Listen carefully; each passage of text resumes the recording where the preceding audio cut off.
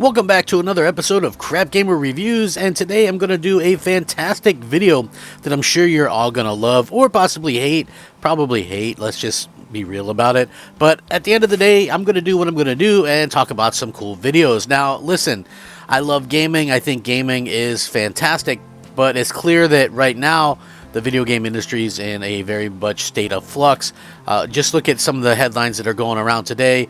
You can see stuff like Sony's bringing trophies to PC. I think that's really opening up a lot of things for hacks and problems down the road. But hey, good luck with that. You know, like I said, I'm not a huge PlayStation guy anyway, but it does seem like more and more that there's less of a reason to buy consoles. Like, take a look at it, and this isn't what this video is about, but I just wanted to talk about this real quick since I don't do like specific PlayStation content.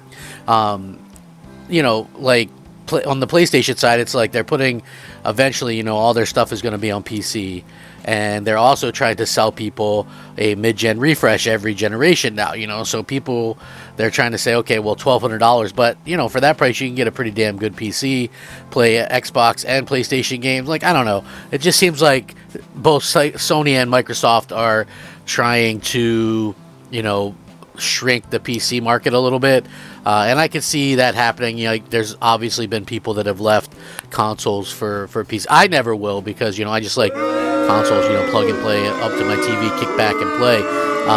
But anyway, about this video, it is sad to say and sad to see, and Xbox fans are a little bit unhappy about this, as Grounded, which I know people made fun of this game. I made fun of this game when it came out, but it's actually a very fun game, and I've put hundreds of hours into it. My son loves this game. We played it together.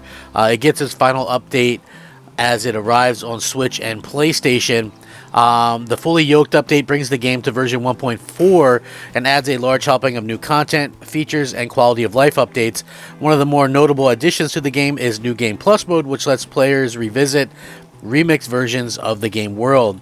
Instead of finishing the game, you'll have the option to enter an alternate dimension via a remixer device, the game's patch notes said.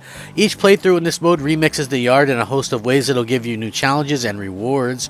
Features included in New Game Plus remixes include mutated creatures, which are infused with raw science, new trinkets, a powerful yoking station, more molars, and new additions to the science shop.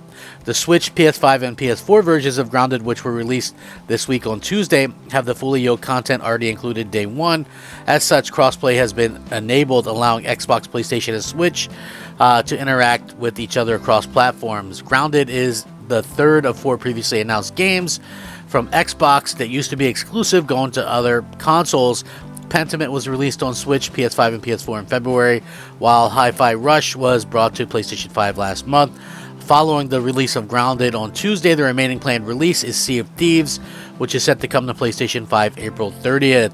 And, you know, listen, a lot of people are clearly going to be talking about this stuff for a long time to come. It is a little bit of a shame to, you know, to see that Xbox exclusives are going elsewhere, and you know, there's a lot of fans that are still disappointed, and trust me, I completely get that. You know, where it comes down to it, I think that it's kind of sad that, you know, the games that we've got from Microsoft are now kind of just going to be everywhere. You know, it's just an unfortunate situation. You know, I really wish that Microsoft would have rethought it, that they would have done something differently, because I've never seen Xbox get less hype than it has right now. Like the hardcore fans, like the Tim Dogs, myself, you know, other people like that on social media and everywhere are no longer, you know, hyping up, you know, PlayStation, or excuse me, Xbox, the way that they like. There's just that excitement isn't there,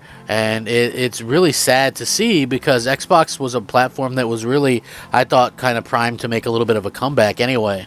You know, we're kind of living in these very strange times. I know, like, for me personally, when I look at this and I go, okay, well, what's Xbox doing right now? You know, it seems like they're really kind of screwing over a lot of their longtime fans and things, you know. And it's not that I hate Xbox, or that I think Xbox is, you know, a failure or anything like that. I think Xbox, you know, hurts Xbox more than anything else, you know.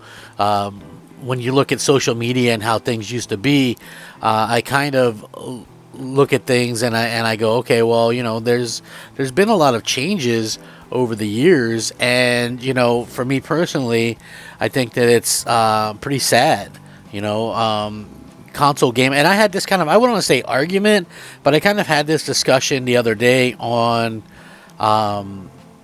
Twitter, which was, you know, somebody was like, oh, you know, they're growing the fan base, they're doing this, they're doing that.